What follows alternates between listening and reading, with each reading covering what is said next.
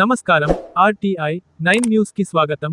మెదక్ జిల్లా తూప్రాన్ మండల కేంద్రంలోని కిష్టాపూర్ గ్రామ శివారులో లక్ష్మప్ప భజన భక్త మండలి ఆధ్వర్యంలో దర్గాకు ప్రార్థనలు చేశారు. అనంతరం భారీ సంఖ్యలో భక్తులు పాల్గొన్నారు. అదేవిధంగా భక్తులందరికీ అన్నదాన కార్యక్రమం నిర్వహించామన్నారు.